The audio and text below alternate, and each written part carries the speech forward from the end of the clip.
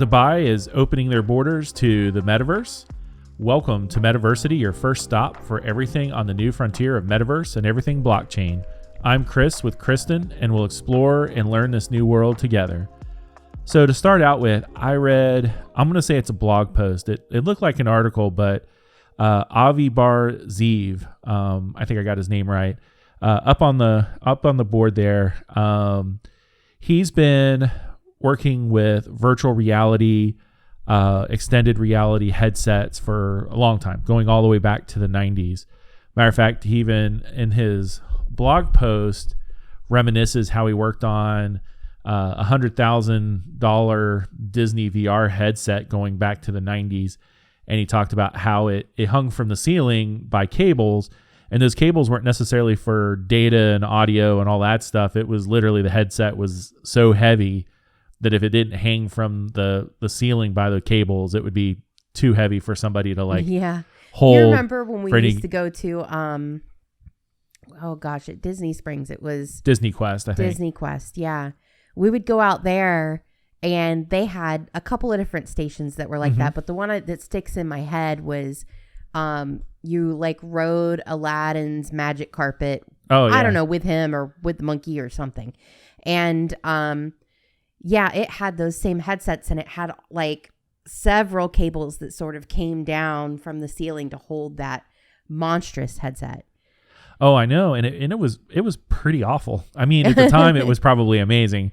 So don't get me wrong. I'm just thinking, we have these Oculus 2 or Quest 2 headsets from Meta and all the stuff that they do within these headsets, today that sit on our face, and you can wear them for a pretty decent amount of time, and it's not too much of a big deal versus those big clunky things that used to hang from the ceiling. I mean, if you think about it now too, though, like people that wear these and they end up with headaches and stuff, which sometimes I still get that. It would be so much worse if we were still like, doing those giant ones. And they were big. They weren't just like heavy. Oh, they were The headsets huge. Themselves were like 5 times this size. So, well, and that kind of goes to, what he was talking about. I'll put a link to the blog post because it talks about all kinds of stuff. And in the short of it, before I get into some of the things I thought were the most interesting, is he's talking about the road to something that's everyday wearable or all day wearable, even for that matter. Yeah. So as awesome as the Quest 2 is, it's not an all day wearable device for numerous reasons. Heavy being one of them. You wouldn't want to wear it all day. Well, battery life probably being one of the more significant ones, right? Like battery life. Plus, you can't see through it. It has cameras for pass through, but the cameras aren't even color, so it's not an all day wearable. It doesn't make the device a bad device. It's just, on the road to something you could wear all day, every day. Oculus or Quest 2 is not one of them. Right. Well, I mean, anything that's VR, right, is not in that vein. Right. It's not like you're going to put this on and then go driving. Like that's well, somebody out there probably has to think about. Even with camera pass through and warnings and it could be tied in with your smart car. Like I don't know. There's a lot of things it could be. Could be. But yeah, no. Maybe the Quest Pro. Maybe the Quest Pro makes that better. The Cambria or whatever they're going to call it. Maybe, but even that, I mean, because it's still camera pass through. Like it's not. You can't see through it. Right. I mean. Like HoloLens and all that, like Magic Leap, they won't be there either. Yeah, they won't be there either. But that's where it's headed. But he talks about, which I thought was kind of interesting. I hadn't really heard the first term before related to, actually neither term related to VR, XR, AR, which was start out with is maximalism, if I'm saying that right. Maximalism? The opposite of minimalism. I hear that one all the time, but maximalism, that's how he wrote it. And the idea behind that is they're trying to pack as much technology into the device as possible. So, and Quest 2 would be an example of that. So you've got, kind of the picture of the guy up there, and he's got his Quest 2 on, and the Quest 2 has pass-through cameras. It has, head tracking, hand tracking. You've got the screens inside the headset, right? It's got audio. Yeah, lots of different speakers and microphones. Everything they can possibly think of to pack in there. With the downside with the current technology is you end up with a headset that looks like the Quest 2. So, like I said, Quest 2 is an amazing device. Right, but it's big, and it's big because they've packed all of this stuff in there. Well, yeah, I mean, that makes sense. You see the same thing with HoloLens. You see the same thing with Magic Leap. When it comes to like Magic Leap, even, they've packed so much in that they had to offload the processing power to a connected wearable computer. Right. That you like clip in or throw it in your pocket or clip it on your belt or something. And, in an effort to try and just pull it off the headset and put it somewhere where it's not going to be so heavy. Mm-hmm. But yeah, I mean, well, but it's what we want.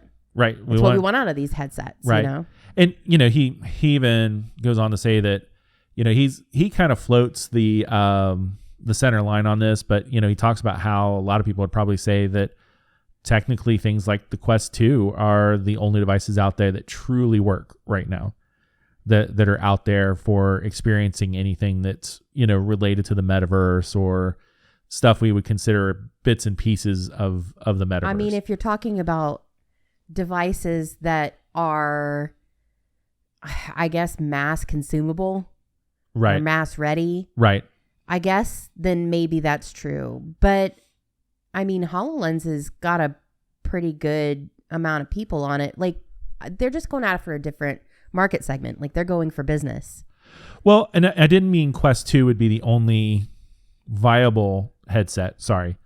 It was more of headsets like Quest 2 that have a ton of stuff packed in. They, are the only ones that would work. Because I would argue that HoloLens is probably, in that same category. And even, some of the Magic Leap stuff is probably there. I mean, they don't all have the same tech necessarily, but they've got a ton of stuff packed in versus, let's say, something like the Ray-Ban Stories. Right. Well, I mean, that's just cameras and, right. So that begs the question on the flip side of it, on kind of the maximalism, if I'm saying that right. Maximalism. Side of it, you have like a Quest 2, you have maybe like a HoloLens, something like that. And then on the minimalism side, you have things like your Amazon Echo frames or your Snap Spectacles or Ray-Ban Stories or something like that that's missing a lot of stuff. Right. Bose has glasses too that are, providing speakers, the ability to listen to music, that kind of thing. Yeah. And so are those technically XR glasses? We've had a lot of conversations offline about this. Right. I don't believe they are. You don't believe they are?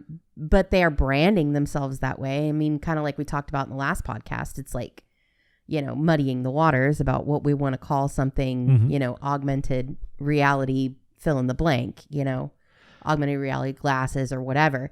And Bose, when they launched theirs, they marketed them, at least initially, and I think they still are, so as augmented reality glasses. And it's like, well, I don't know that's really all that accurate. He has kind of an opposing argument. So out of curiosity, since you wouldn't believe they are, at what point do they cross that line and actually become true XR devices?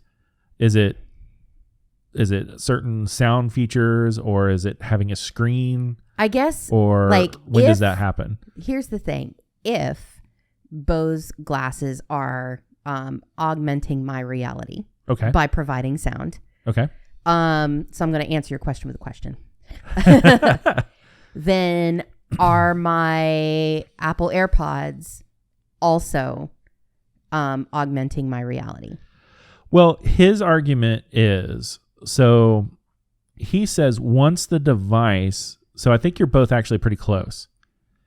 He says whether it has screens or not, or sound or not, once the device actually augments your reality, so you're both using kind of the same language. With digital things. Then it crosses that line. So he's like, screens don't have to be there. And so what he says is basically wearing your AirPods, for instance, doesn't cross the line, because just a podcast or listening to your music by itself doesn't meet the bar.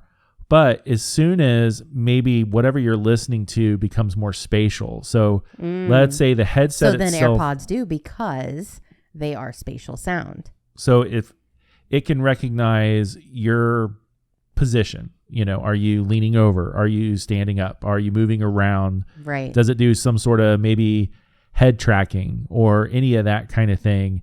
And does the sound change with, let's say, your position? Then he feels like then it kind of starts to cross the line then. Because if you're just listening to music and you have a headset on and it doesn't change no matter what the situation is. Right. So then it's an awareness of environment. Yes. And an awareness of itself in environment. Right. In a physical environment. I should quantify Right. that. And I don't know that we have to agree with him. But I think it's could agree with him on that one though. Like, just thinking about, okay, so what is the difference then? And I haven't dove in on the Bose ones, so don't. Sure. I mean, let's assume that they've crossed that line, okay? And they've got some spatial awareness of some type built into those glasses, which I don't know that they do in reality. But let's say that they did. Then that would be the major difference between them. And, we were just talking about this as we wandered around Best Buy the other day. But you remember Oakley had their version of glasses that you wore, like sunglasses, that had the ability to hold music and play music into your ears. Right. And, it had, I don't know, like 12 megs of like, I don't remember. it was storage laughable. capacity. Yes, it was very laughable. And I think the battery lasted like an hour. Maybe you got an hour and a half. Anyway, but, I remember like wandering around and having those, and I loved it as long as it lasted, but it didn't have that spatial awareness. It didn't augment my life. It just gave me a different medium with which to listen to music. So, that I feel like if you're talking like about what that defining line is, then they're aren't. Not. They definitely aren't. But I don't know that, I mean, you should probably look into it, but like, I don't know that, do the Ray-Ban stories cross that line?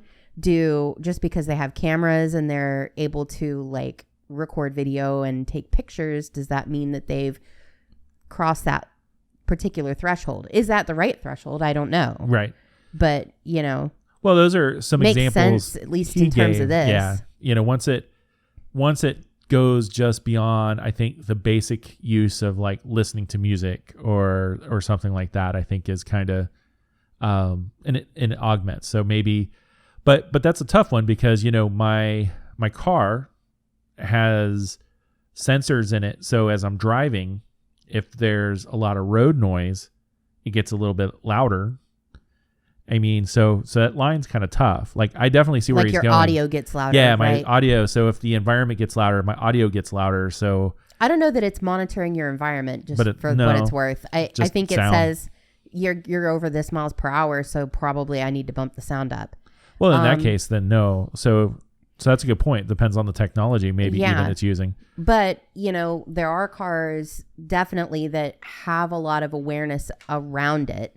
Mm-hmm. A lot of different camera sensors and things like that, telling it and feeding back into a computer. Maybe, but what, like, I feel like, okay, so the question then isn't like, are they changing your life? That's not true. No. It's more like, how is it augmenting your life with digital stuff? So that's why a car wouldn't do that. Right.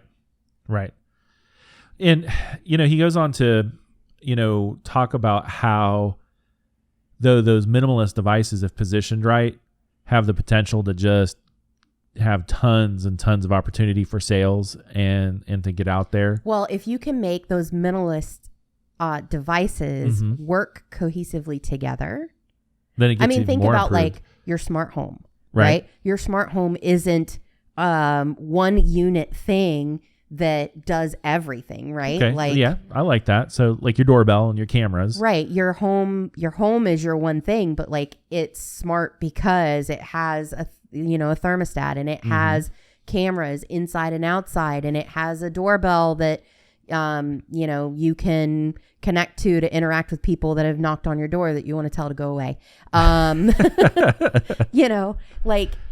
It has smart lights and, that are programmable that you can put on a schedule and, that just kind of automate and make your life better. And that, I think it would be reasonable to say that your life has been augmented digitally in that way. Well, in that case, at least for like things like Ray-Ban Stories, you could say that, because now at first you kind of think, well, I've got, cameras on glasses, but, if it's able to take those pictures and maybe, upload to your social when it's supposed to. And yeah, I haven't really thought about it in terms of that, but like, I think he's on to something there. Like, maybe it's not a jack of all trades approach. Maybe it needs to be more of a, specialized or somewhat specialized. Well, an example he used it actually takes it back. So you can tell in that picture, he's I'm not going to say he's an old guy, but he's probably maybe a little older than we are. And he was working on maybe VR definitely stuff. Older than we are. VR. I was trying to, not make him sound old, but he was working on VR in the 90s. So he's got at least 10 years on us probably. He used an example of the Walkman as a minimalist. And we're talking like the old Walkman that used to just play tapes kind of Walkman. Yeah. And he said, back then you could buy a full recording studio or stereo and it would play audio. You could record stuff on it. You could edit stuff on it. You could do all these things on like a stereo, but you couldn't carry around your music. But the Walkman did that. It didn't do a lot of the later versions did, of course, but first Walkmans basically popped a tape in. It played the tape. Right. Where are you going with this? I don't know. Well, he said he used that as an example of a very successful minimalist approach. Like they didn't wait to give people the ability to play tapes until they could edit tapes and record new tapes and all this stuff in the device. All it really did was play. And he's saying now in the XR world, you don't have to have everything that's packed into like a Quest 2 for it to be XR. It could be portions of that maybe work very, very well, crosses that. Does it augment my life in some way? Yeah. Beyond just playing music or taking a picture.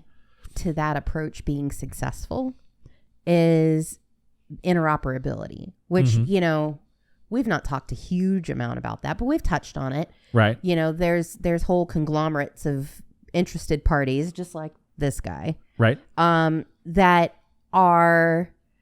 They're working together to try and establish some kind of consistent, guidelines and formats and things. Mm-hmm. And I think once you start to see that, now all of a sudden you can have multiple devices that, kind of accomplish that, augmenting your life. Yeah, giving you an XR experience in your daily life by working together and being specialized in, all their different little things. Yep, absolutely. Yeah, you become like your walking smart home, sort of. And not for nothing, coming soon, our shop with the Augmented Life t-shirts. Something like that. Yeah. Just kidding. Just kidding. But not really.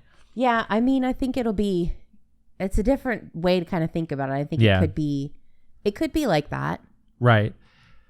And he goes on, and this is some of the stuff for others to maybe check out when I post the article, but he goes on and says, your true full on XR glasses, he talks about the hurdles that those are going to have, everything from ergonomics and power. And I didn't even think about this heat. He's like, You know, the ability to have the computing power and the battery power and the heat distribution it would take to have all that technology essentially on your face right now is huge. It would be crazy to try to do all that. And then little things that we've talked about before, like being able to use those indoors and outdoors. Right. And he even went in. So I knew it was difficult, but he said the real difficult part was not necessarily being outside. He went into how you can do through technology, how you can be outside and still be okay. He said the real difficult part is when you get outside, if you're looking at, let's say, a wall, and half of that wall has pure sun on it, and then the other half of that wall has shade from like a tree. He's like, right now with the current technology, he's like figuring out how to get the right contrast level so you can tell what you're looking at through your glasses would be like horrible. He said, you know, they can fake black. So we talked about the clear LED screens. Yeah. He said, you know, with those, you can't get a true black because basically black is when they display no color or they turn the pixel off. But he said you can fake it by having vivid colors around it, and your eye just kind of perceives that as black instead. Okay. So he's like, so that you can kind of fake it a little bit, but he's like, as soon as you are trying to display an image, and that image is, you know, a extended reality image on a screen that's maybe clear, but it's overlaid on a background that's super bright on one side and super dark on the other. He's like, that's super hard to do. The ability for, you know, the technology to go, oh, here's shade, here's light, and make that all work. Yeah. And so he's like, you know, being indoors or outdoors, he's like, those are easy problems to solve. That problem in its own is like the super tough one. Right. Well, yeah, I mean, we've talked a little bit about it, but I've been very surfacey on that. Mostly because, you know, you kind of have to, like, we're so early in all of this. Oh yeah, baby steps. Like you really have to like back it way down and you know, take it to very high level surfacey views in order to have conversations about it. Because in the end, when you start going, okay, well, like in my background, you know, with almost 20 years now in photography, like I understand a whole lot about light and all of that. And so like, to me, I innately understand that that's a problem. Right. Because you have that same kind of problem that happens when you're just taking a photograph. Sure. That makes sense. Trying to expose for both situations is impossible. And so you end up having to do like HDR photography and that kind of thing to try and bring both together in such a way that you can perceive it the same way your eyeballs do. But, you know, our eyes struggle with that scenario too. Sure, they do. You know, that's why people wear sunglasses when you go outside, is because you have those contrasts and they're jarring for your eyes. Right. And we have a wonderful brain that kind of helps fill in the gaps too. Yeah, absolutely. But it still struggles.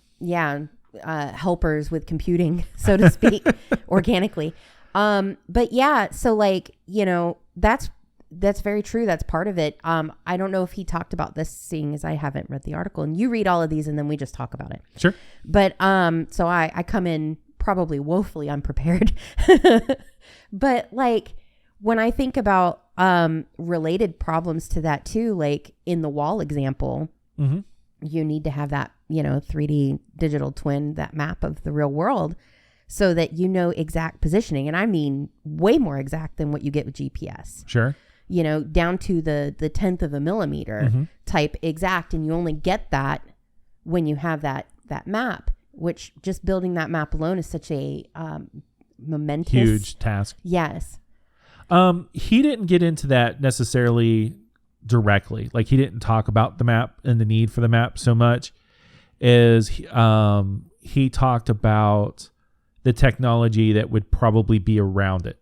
Right. Related to it. So he was like, I mean, your example of the wall, right? And the lighting is actually directly related to that, because in the end, if I'm trying to use a device that is recognizing that that is a wall and that the wall has multiple textures to it and, Right. and lighting to it. I still need to be able to position things on it. And the way that your camera would be, or cameras, I would assume, and the technology behind it would have to understand that as one surface. Right. You know, if it could compare and say, hey, this is where we're at and this is this location and we think it's this.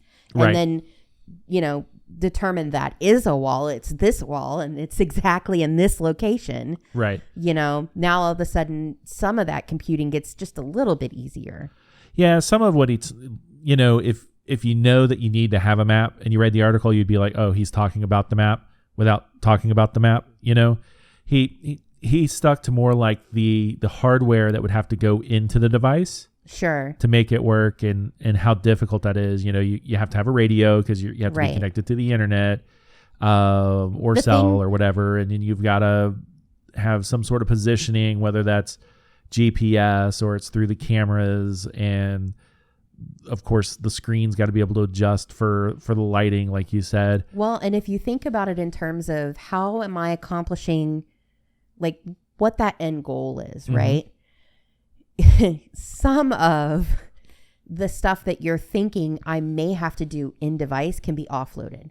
Sure. So in an instance where I have a digital twin, I presumably would know the lighting scenario in any given situation, and I could account for that ahead of time. And then I can just relay. I don't have to process that in real time. Does that make sense? Yep, that makes sense.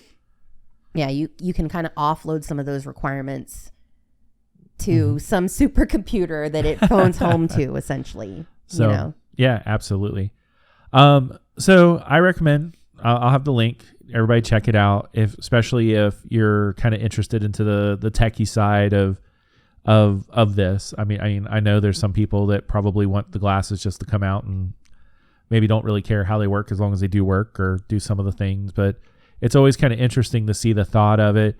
He talks a lot about the history of VR and AR and kind of how it progressed, how expensive it is versus, you know, how relatively cheap it is now in comparison, and Right. such a short period of time. And it was definitely a really interesting read, and it was one of the first ones I've read where, you know, you kind of got a good sense of what the mountain of technology and some of the hurdles that they have to climb to give us these experiences, even in VR or, you know, in AR glasses in the future or any of this stuff. So it's definitely kind of a Right. really, How really big cool is thing. the mountain and how much of it have we climbed, presumably? Yep.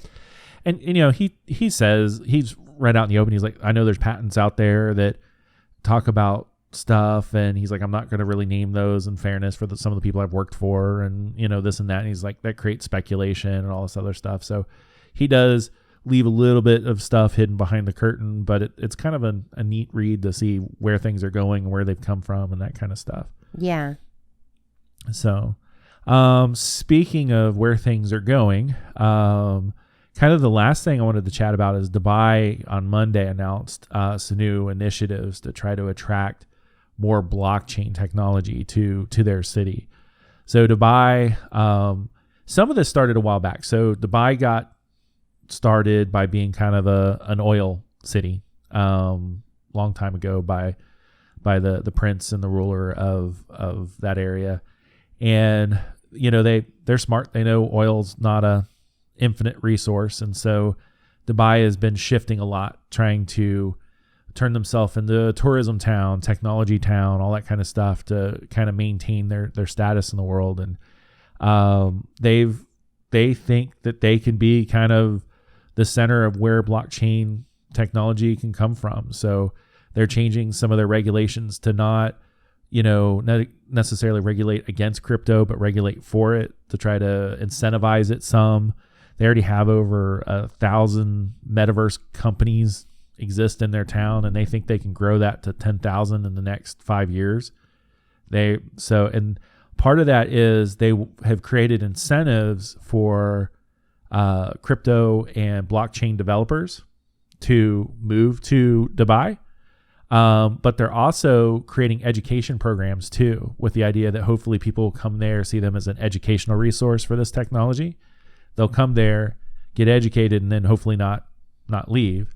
And of course, if you learn how to develop and create dApps and stuff like that on blockchain, why would you, and you have kind of like the freedom to do that there, why would you ever leave? So sure. So they're pro crypto? They are pro crypto, and pro blockchain. So that's great. I mean, they don't use it as their primary currency. Right.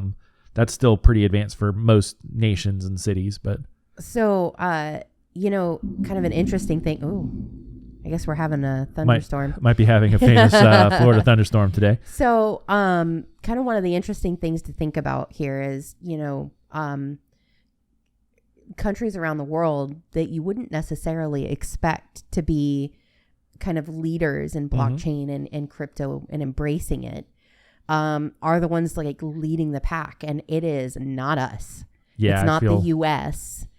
And I feel like, man, we can end up in a really bad spot in the end if we don't get our shit figured out. Yeah.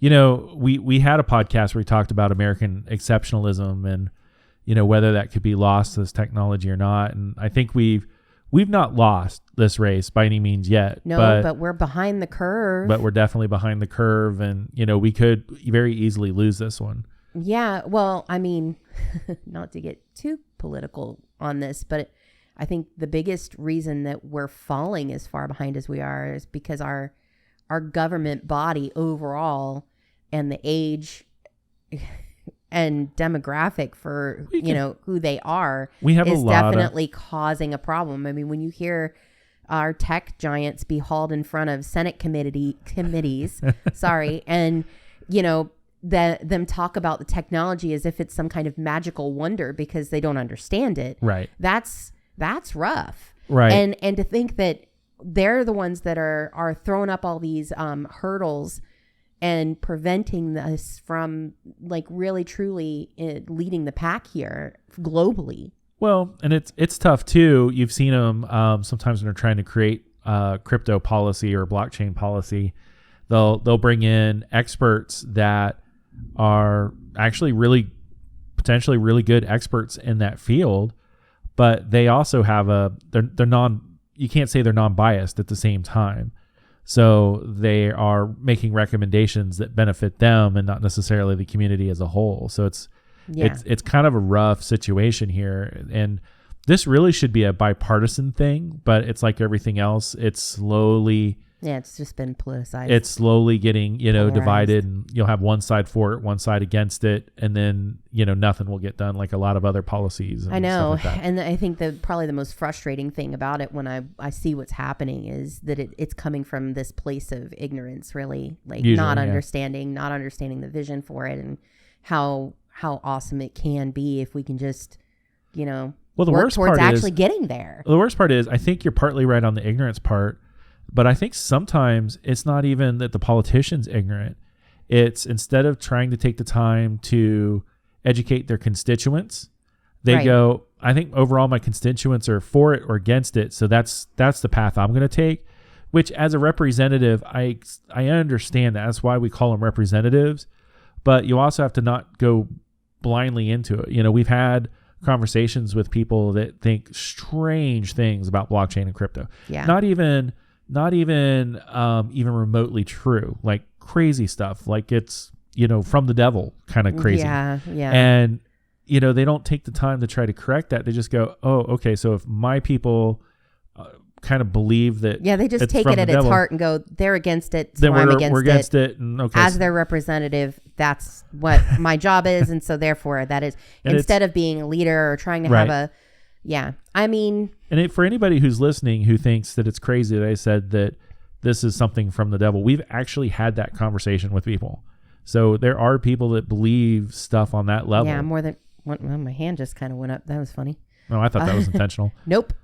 My hands didn't move, but my hand in here moved. And if you're a Stranger Things fan, sometimes when you're in here, your hands and the hand tracking, I think because we use professional mics, and so I think sometimes it sees the mic as maybe our hand.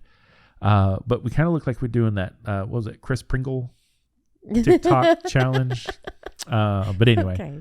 completely off topic. Sorry. So, I mean, I keep hoping that, you know, more people will understand, they'll dig in and they'll start to learn. But like, I don't know. I'm more than a little bit concerned about, Right. you know, our ability to help lead the way into the future, and more that we're fighting it. Yeah. I mean, as a country, we're fighting it. We're like digging our heels in, and that's just so sad to watch.